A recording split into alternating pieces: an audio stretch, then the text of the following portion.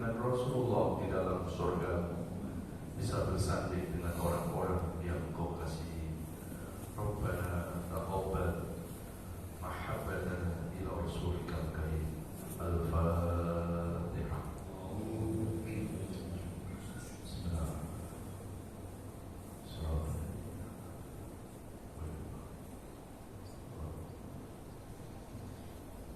Assalamualaikum warahmatullahi wabarakatuh.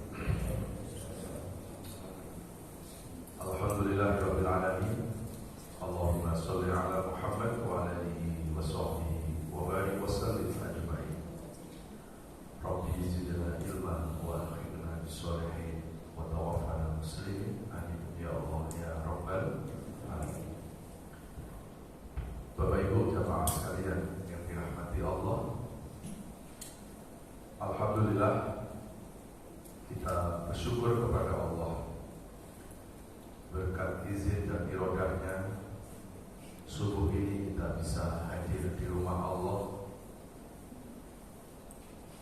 Kita bisa hadir di majelis ilmu ini. Mudah-mudahan hadir kita di majelis ini akan menjadi sebab turunnya rahmat Allah Subhanahu wa ta'ala. Amin ya rabbal alamin.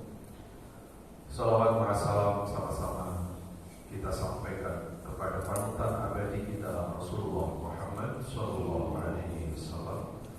Semoga kita termasuk umat yang mencintai Nabi, dan mudah-mudahan Nabi mencintai kita. Amin ya rabbal alamin. Bapak Ibu jamaah sekalian, kita akan melanjutkan kajian tadabbur Al-Quran, yaitu renungan-renungan di bawah naungan ayat-ayat suci Al-Quran.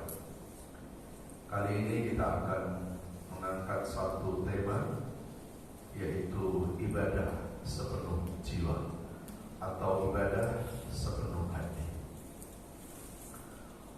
Untuk mengawali kajian ini, kita akan membuka Al-Quran surat Al-Hajj, surat 22 ayat yang ke-11.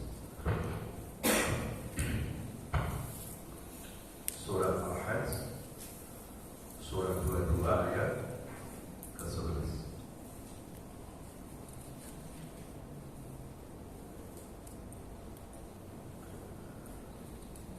A'udzu billahi minasy syaithanir rajim. Bismillahirrahmanirrahim. Wa minan nasi man ya'budu Allaha 'ala harf, fa in asabahu khairun itma'anna bih, wa in asabahu fitnatun inqalaba 'ala wajhihi khasirat dunya wal akhirah, wa dzalika huwal khusranul mubin. Shadaqallahul adzim. Yang artinya, sebagian manusia ada yang mengibadahi Allah dalam bertepi, yaitu ketika seseorang mendapatkan kebaikan atau kenikmatan, dia puji-puji Allah, dia semangat ibadahnya. Lalu ketika diuji dengan kesulitan hidupnya, Allah dicampakkan, Allah di belakangnya, maka itulah tanda-tanda orang yang rugi dunia dan rugi akhirat, dan itulah kerugian yang nyata. Shadaqallahul adzim. Maha benar Allah atas segala firman. Bapak Ibu jamaah sekalian, apa yang dimaksud ibadah sepenuh jiwa? ibadah yang tidak hanya dilakukan hanya sebatas menggugurkan kewajiban. Ibadah yang tidak dilakukan hanya berdasarkan seremonial. Ibadah yang dimaksud sepenuh jiwa atau sepenuh hati itu adalah ibadah yang dilakukan sehingga ibadah itu membawa efek pada perubahan. Itulah tanda-tanda atau indikasi dari ibadah yang dilakukan sepenuh jiwa. Jadi kita bisa melihat indikator ini, Pak. Kita sudah sholat nih. Apakah sholat kita itu membawa nilai atau tidak? Sesungguhnya bukan hanya dilihat dari ibadah sholat itu saja, tetapi juga akan dilihat sebelum dan setelah sholat ada enggak perubahan-perubahan diri kita.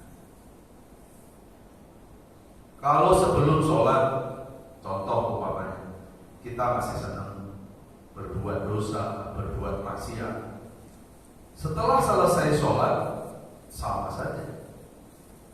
Berarti sholat yang kita lakukan jangan-jangan, Pak, itu sebatas hanya menggugurkan kewajiban. Jadi begitu selesai sholat, ya sudah, yang penting kan aku sudah sholat. Padahal sebetulnya nilai sholat kita itu bukan hanya dilihat dalam sholat kita saja, berapa lama sujudnya, terus berapa surat yang kita baca dalam setiap rakaatnya, tidak hanya di situ. Tetapi sholat yang kita lakukan itu bisa membawa efek, membawa perbaikan-perbaikan diri kita. Dan perbaikan diri itu dimulai dari dua hal, Pak. Apakah sholat itu bisa membawa kesolehan pribadi, dan apakah sholat itu bisa membawa kesolehan sosial kita. Nah itu cara ya untuk melihat apakah ibadah, apakah sholat kita itu kita lakukan dengan sepenuh jiwa, dengan sepenuh hati, itu akan dilihat dari pengaruhnya. Kalau kita buka di surat Al-Baqarah, surat kedua ayat 21-22, nah di sana sangat jelas ya bahwa tujuan ibadah adalah la'allakum tattaqun. Ya, coba dilihat ya, Al-Baqarah surat kedua ayat 21-22. A'udzu billahi minasy syaithanir rajim. Bismillahirrahmanirrahim. Ya ayyuhan nasu u'budu rabbakumul ladzi khalaqakum walladzina min qablikum la'allakum tattaqun. Alladzi ja'ala lakumul arda firasyan والسماء بناء وأنزل من السماء ماء فأخرج به من الثمرات رزقا لكم فلا تجعلوا لله أندادا وأنتم تعلمون. Surat Al-Baqarah. Ya, coba kita renungi ya, surat Al-Baqarah ayat 21 dulu. Wahai manusia. Jadi Allah memanggil kepada manusia. Ini kalau dalam kajian ilmu tafsir, Pak, disebut dengan istilah nida'ullah al-umumiyah. Ini panggilan Allah yang bersifat umum, karena yang dipanggil semua manusia tanpa kecuali. Kalau ada nida'ullah al-umumiyah, maka juga ada istilah nida'ullah al-khususiyah. Ada panggilan Allah yang bersifat khusus. Kalau panggilan Allah bersifat khusus, itu hanya panggilan untuk orang-orang yang beriman. Maka di Quran ada ya ayyuhan nas, ada ya ayyuhalladzina amanu. Kalau ya ayyuhan nas itu bersifat umum. Ya biasanya kalau panggilan itu umum, ya pesannya umum. Kalau panggilan itu khusus, wahai orang-orang beriman, itu pasti ada panggilan khusus dari Allah Subhanahu wa ta'ala. Lalu apa panggilan umum yang Allah sampaikan kepada manusia? Yaitu u'budu rabbakum, agar manusia itu mengibadahi Allah, agar manusia itu menyembah Allah. Maka siapapun yang merasa diri sebagai manusia harus terpanggil dengan ayat ini, Pak. Ya, maka ini kan dikuatkan lagi di surat Az-Zariyat. Ya, surat 51, 56, 57, 58. Wa ma khalaqtul jinna wal insa illa liya'budun. Ini ada korelasinya, ya. Az-Zariyat 56, 57, 58 dengan surat Al-Baqarah ayat 21. Tidaklah aku ciptakan jin dan manusia agar untuk ibadah kepada Allah. Jadi tujuan hidup manusia adalah untuk ibadah kepada Allah. Maka ketika manusia itu meninggalkan ibadah atau tidak beribadah, berarti manusia itu telah lupa dengan tujuan hidup. Jadi ibadah tujuan hidup. Ibadah bukan hanya tujuan hidup, tapi ibadah adalah solusi hidup. Ya, ibadah solusi hidup. Ini kita bisa buka lagi Al-Baqarah surat kedua ayat 112. Ya. Jadi ketika orang itu selalu istiqomah dalam ibadah, hidupnya akan dibimbing oleh Allah. Hidupnya insya Allah lapang. Ya. Al-Baqarah surat kedua ayat 112. A'udzu billahi minasyaitonir rajim. Bismillahirrahmanirrahim. Bala man aslama wajhahu lillahi wa huwa muhsinun falahu ajruhu inda rabbih wala khaufun 'alaihim wala hum yahzanun. Shadaqallahul Al-Baqarah ayat 112. Tidak barang siapa yang hidupnya selalu tunduk. Tunduk itu sebetulnya maknanya apa? Ibadah. Karena kata ibadah itu adalah ketundukan kita kepada Allah, pengabdian kita kepada Allah. Barang siapa yang hidupnya tunduk, berserah, mengikuti aturan Allah, lalu diikuti dengan perbuatan yang baik. Nah, jadi di ayat ini Pak ada aslam, lalu berbuat baik. Berarti ketundukan kita, ibadah kita itu harus membawa efek positif. Harus membawa efek apa? Perilaku yang baik. Maka orang yang tunduk kepada Allah lalu mewarnai hidupnya dengan berbuat kebaikan-kebaikan, dijamin nanti di akhirat mendapat pahala. Dan dalam kehidupan di dunianya Pak, orang itu akan bahagia. Tanda orang bahagia apa Pak? Hidupnya tidak dihantui ketakutan dan tidak pernah larut dalam kesedihan. Jadi Al-Quran itu bahasanya sangat dalam Pak. Kenapa ayat ini nggak langsung dijelaskan? Orang yang beribadah kepada Allah pasti hidupnya bahagia, tapi Allah menggunakan bahasa la khaufun 'alaihim wa lahum yahzanun. Ini bukti bahwa kata-kata Al-Quran itu sangat dalam pemahaman. Ya. Kalau kita bicara tentang kebahagiaan Pak, kita dari dulu kan sudah paham. Ya. Kalau kita bicara bahagia, semua kita pasti berusaha untuk menuju kepada kebahagiaan. Tapi berapa banyak orang yang salah dalam menempuh, dalam menjemput kebahagiaan. Maka di ayat ini sebetulnya Allah memberikan kiat kalau mau hidup bahagia, la khaufun 'alaihim, jangan hidup dihantui ketakutan.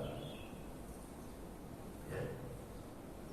Hidup kalau dihantui ketakutan, nggak mungkin tenang. Orang kaya aja masih takut miskin, nggak bahagia karena ketakutan. Ya, ada pejabat tetap takut nih Pak, dipecat sama atasan, takut di reshuffle Pak. Lihat akhirnya pejabat itu nggak tenang hidupnya, pencitraan, cari muka, nggak tahu muka siapa dicari-cari, nggak tenang.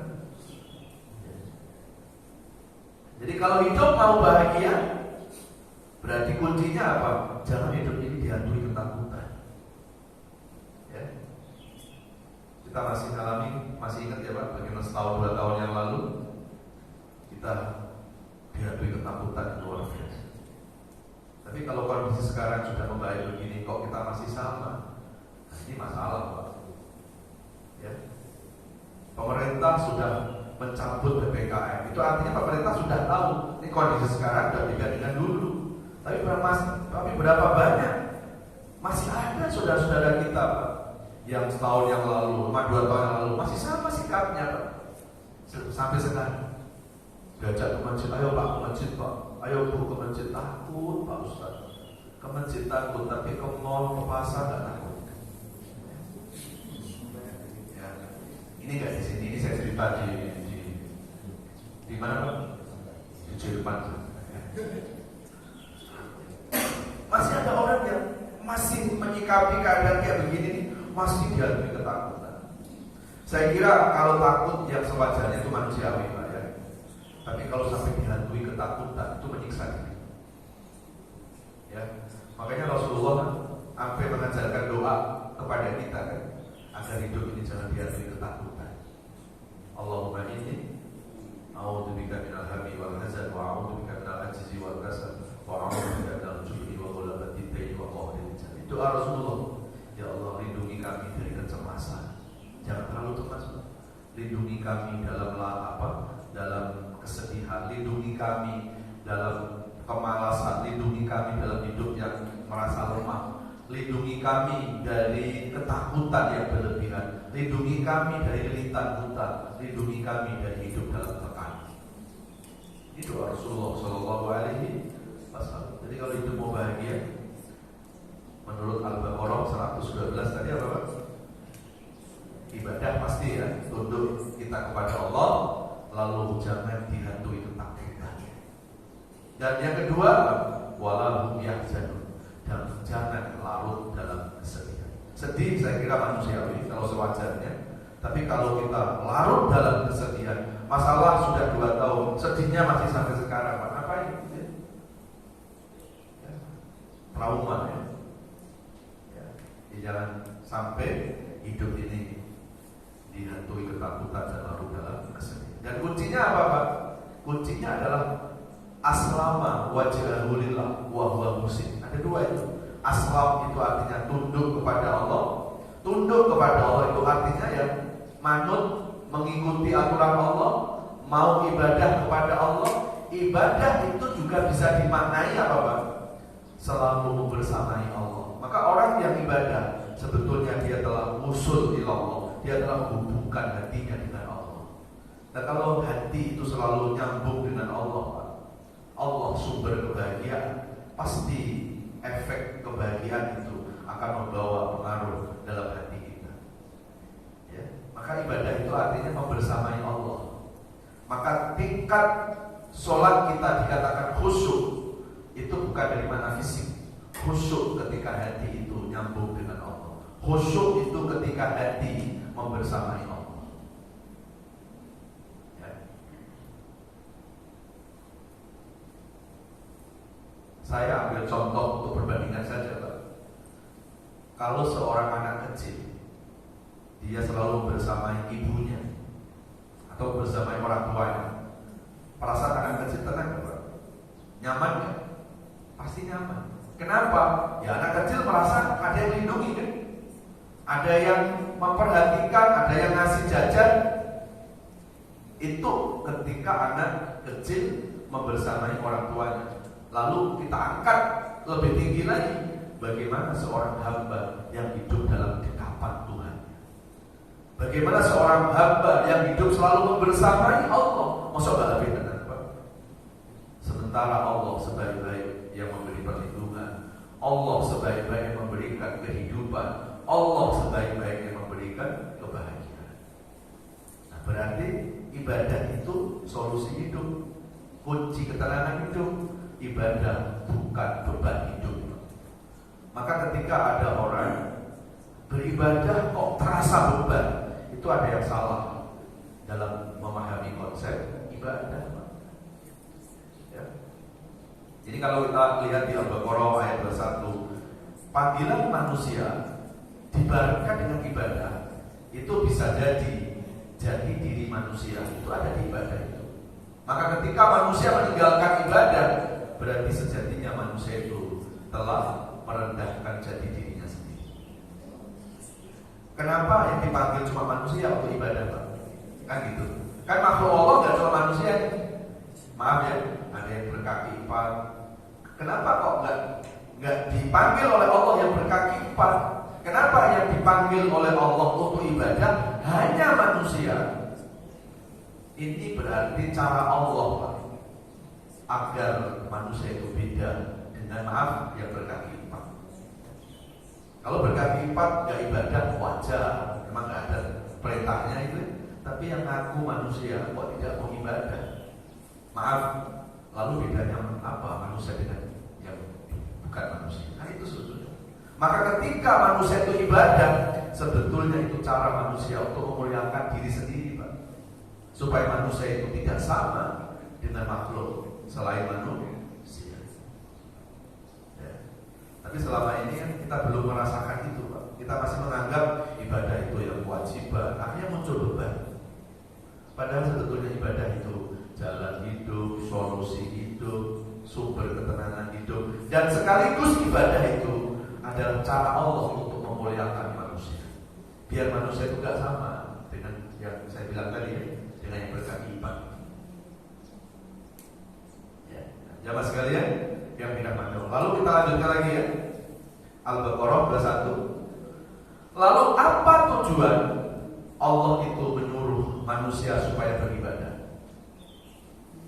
Lihat ending ayatnya, Pak. La'allakum tattaqun. Agar ibadah itu membawa efek. Nah, berarti ibadah bukan untuk ibadah. Ibadah supaya untuk takwa. Ibadah supaya membawa perubahan diri kita. Ibadah supaya membawa pengaruh dalam perbaikan diri kita.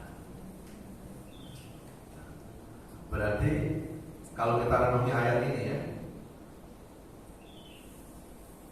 seharusnya saat kita sudah mampu ibadah, sholat sudah, ngaji sudah, puasa sudah, harusnya kita nggak perlu lalu kita puas dulu, ya. Karena tujuan ibadah bukan hanya pada ibadahnya saja, tapi tujuan ibadah itu harus membawa efek terhadap perbaikan diri. Saya ambil contoh lagi, Pak. Kita sekarang sudah bisa ngaji, Pak. Alhamdulillah. Ya. Tapi apakah kita harus kemudian puas dengan kajian yang sudah kita jalani selama ini? Ya, alhamdulillah pasti kita bersyukur kepada Allah, karena tidak sedikit orang yang belum diberikan kemudahan untuk bisa hadir di majelis ilmu seperti kita ini. Tetapi setelah kita sudah ngaji, ya sebaiknya ya kita harus ingat Al-Baqarah tadi. Ya. Kalau ngaji itu adalah ibadah, berarti nilai dari ngaji kan bukan hanya dilihat berapa lama sudah ngaji kan, Pak? Tapi akan dilihat sebelum dan setelah ngaji, mampu nggak la'allakum tattaqun? Kan itu sebetulnya. Ya. Apakah ngaji kita ini sudah sepenuh hati tadi? Kalau sepenuh hati, indikatornya akan apa? Apa itu, Pak? Ibadah atau ngaji itu akan selalu membawa perbaikan dirinya. Tapi kalau sebelum dan setelah ngaji kok sama saja, ya jangan-jangan tadi ya, jangan-jangan kita nggak berhak untuk menilai, karena menilai itu haknya Allah. Kita hanya andai saja, jangan-jangan ngaji yang kita lakukan itu hanya baru sebatas menggugurkan kewajiban. Kalau kata Imam Al-Ghazali, ya, ketika tanya sama salah satu muridnya, wahai Imam, wahai Syekh, aku ini sudah sholat, sudah ibadah, tapi kok tetap susah untuk mencegah perbuatan dosa. Kalau Imam Al-Ghazali mengatakan, berarti yang ibadah itu baru fisikmu, belum hati. Ya. Karena yang membawa perubahan itu hati kita. Ya. Nah, jemaah sekalian yang dirahmati Allah Subhanahu wa ta'ala. Kita buka Al-Quran surat Al-Ankabut surat 29 ayat 45. A'udzu billahi minasyaitonir rajim. Bismillahirrahmanirrahim. Utlu ma uhiya ilaika minal kitabi wa aqimis shalah. Innas salata tanha 'anil fahsya'i wal munkar wa dzikrullahi akbar. Wallahu ya'lamu ma tasna'un. Sadaqallahul. Coba kita renungi ya. Al-Ankabut surah 29 ayat 45. Bacalah Al-Quran, bacalah ayat-ayat atau kitab yang diturunkan, diwahyukan kepadamu. Apa yang diwahyukan kepada Rasulullah, yaitu Al-Quran. Berarti baca Al-Quran perintah siapa, Pak? Perintah Allah. Dan ada yang menarik, perintah baca Quran itu langsung disambung dengan perintah sholat. Kan biasanya sholat itu dibarengkan sama apa, Pak? Di Quran zakat, aqimus sholat, sebelahnya apa? Wa atuz zakat. Tapi khusus di surat Al-Ankabut ayat 45 itu perintah sholat dibarengkan dengan membaca Quran. Maka pemahamannya kalau sholat itu penting, baca Quran sama penting. Jadi kalau ada satu ayat, dua perintah itu dibarengkan, maka dua-duanya itu sama penting. Ya? Nah, kalau sekarang ada yang mengatakan bahwa baca Quran itu gak penting, Pak Ustaz. Yang penting bukan mengkaji sama mengamalkan. Ini kan lagi diangkat-angkat, ya, sama kelompok yang mengatasnamakan Jamaah Islam Liberal. Ya, mereka pendekatannya dengan logika, dan yang mengikuti pemahaman-pemahaman itu justru para eksekutif muda, anak-anak muda, karena rasional. Nggak usah lah baca Quran, buat apa baca Quran? Yang penting mengkaji, yang penting mengamalkan. Pada ayatnya jelas kita disuruh baca Quran. Ya, saat sholat tadinya kita baca apa? Quran, minimal Al-Fatihah. Al-Fatihah kan sebagian dari surat Al-Quran. Yang ngomong Al-Quran itu gak penting dibaca, yang penting mengkaji sama mengamalkan. Berarti gak saat sholat dia gak usah baca surat Fatihah. Atau jangan-jangan memang setiap sholat dia gak baca surat Fatihah, jangan-jangan baca surat An-Nahl gitu. Dan pemahaman ini, Pak, sudah banyak loh, Pak, ya, diikuti. Dan kebanyakan kelompok-kelompok mereka ini adalah anak-anak muda. Karena pendekatannya rasional kan, iya, benar juga ya, buat apa baca Arabnya sampai nggak tahu maknanya. Jadi dia mengambil seolah-olah apa? Ya udah, dikaji aja sama diamalkan. Saya juga setuju, Pak. Kalau orang Islam hanya baca tok lalu tidak mengkaji dan tidak mengamalkan, saya juga nggak bisa sepakat. Baca sampai khatam 30 juz, tapi nggak memahami. Lalu bagaimana dia mengamalkan? Nah, saya juga nggak setuju. Tapi bukan berarti lalu mengatakan bahwa baca Quran itu nggak penting. Ya, baca Quran tetap penting. Lalu setelah baca Quran tingkatkan kepada tadabbur, pemahaman, lalu kemudian kita amalkan.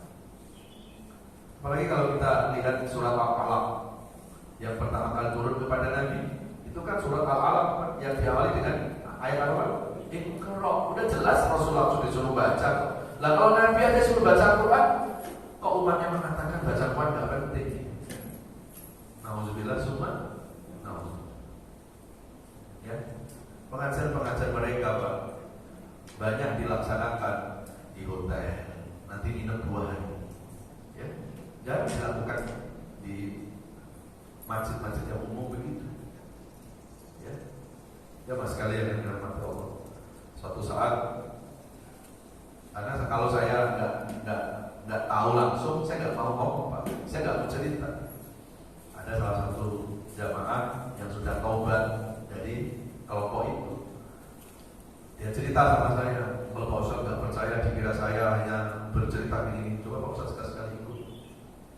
Kita ikut Pak, yang 2 hari itu. Luar biasa.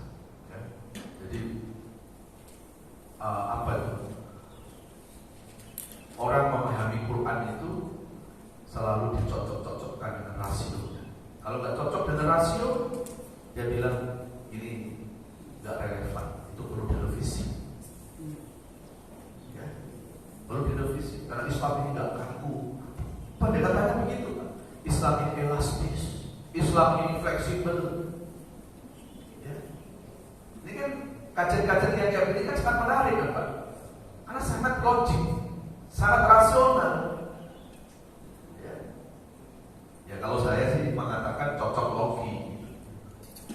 Ya, padahal dalam memahami ajaran Quran Pak, ada yang memang pendekatannya dengan akal, tapi ada yang akal kita tundukkan, yang bicara adalah spiritual, keimanan. Kalau mereka enggak, pokoknya ayat ini harus relevan. Kalau nggak relevan, dia cari penafsiran-penafsiran. Ya, Alhamdulillah, subhanallah. Ya, jadi supaya saya selama 2 hari itu ikut Pak. Artinya saya kan sudah ada dasar bagaimana mempelajari Quran, bagaimana cara memahami tafsirul Quran. Itu aja terkesima dengan cara-cara pemahaman. Lalu bagaimana ya? Maaf, dasarnya memang Allah.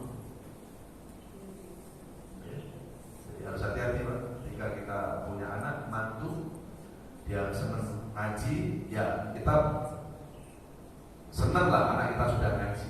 Tapi sebaiknya coba sekali-sekali kita diskusi, kita tanya ustadznya siapa. Saya kira ini sangat penting.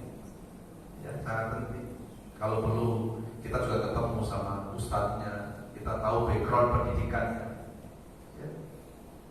Supaya karena begitu sudah masuk di pemahaman itu akan susah untuk bisa kembali lagi.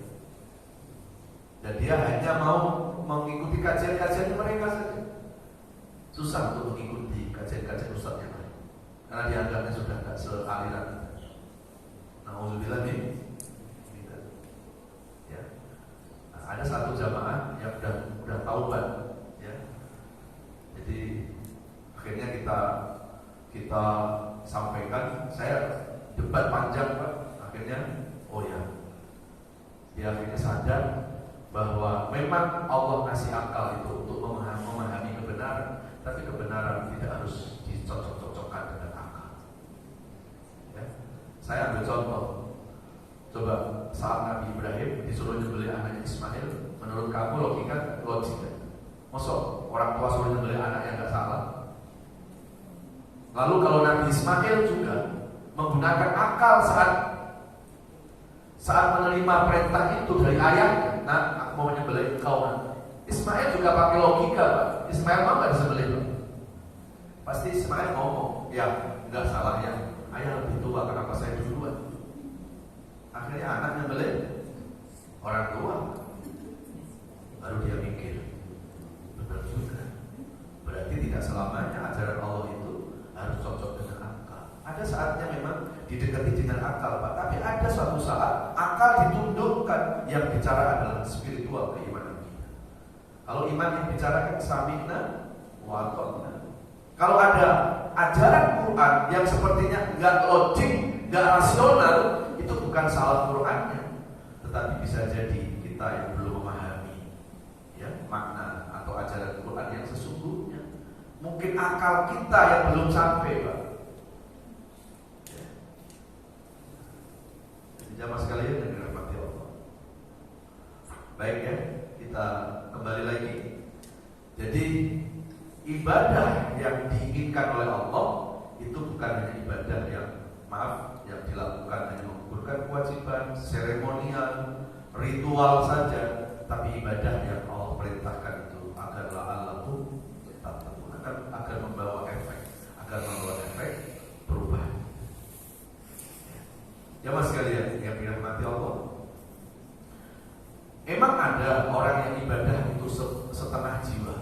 Kalau tadi kan sepenuh jiwa, Pak. Ada nggak orang yang ibadah itu setengah-setengah? Ada. Tadi ayat yang saya baca di awal, yaitu Al-Hajj surat 22 ayat yang ke-11 tadi kan. Wa minan nasi may ya'budullaha 'ala harf. Sebagian manusia itu ada yang mengibadahi Allah bertepi. Al-harf itu kalau diartikan kan satu huruf.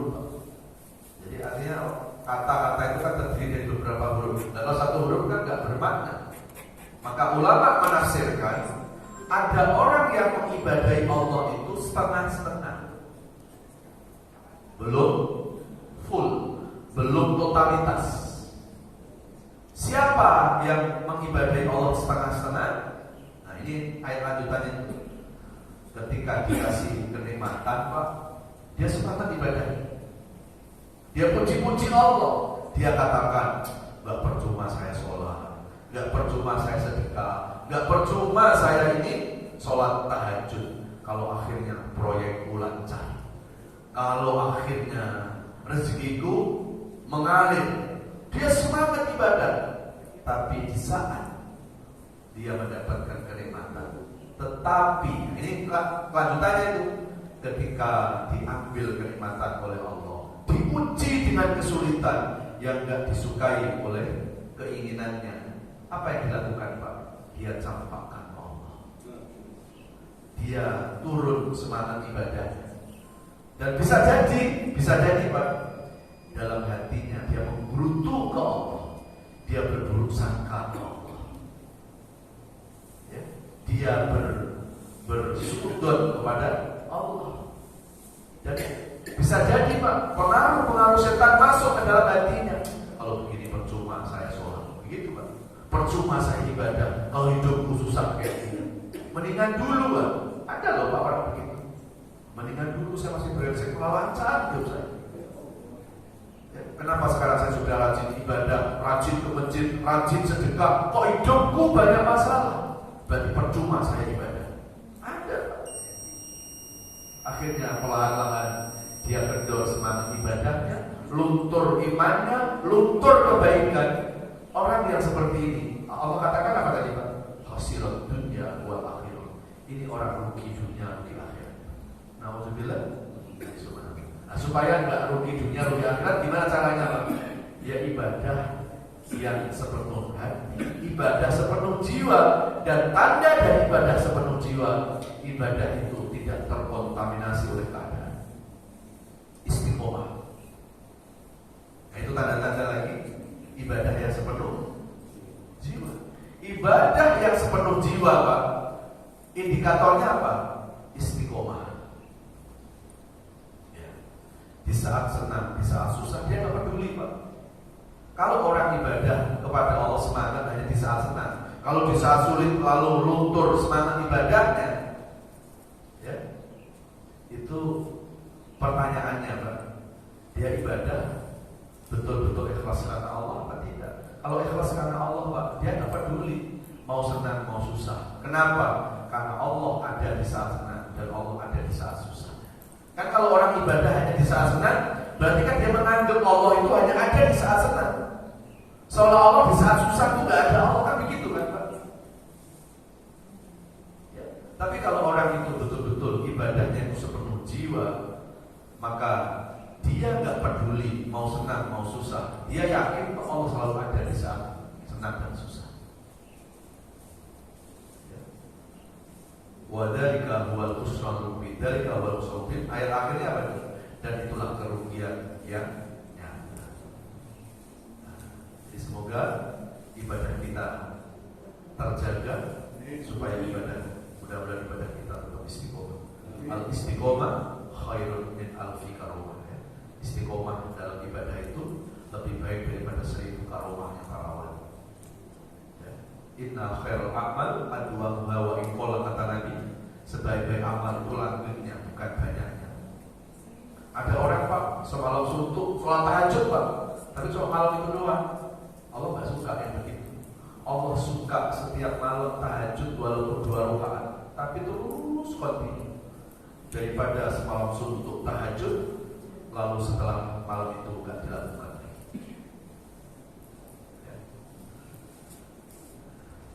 Jamaah sekalian yang dirahmati Allah Subhanahu wa taala.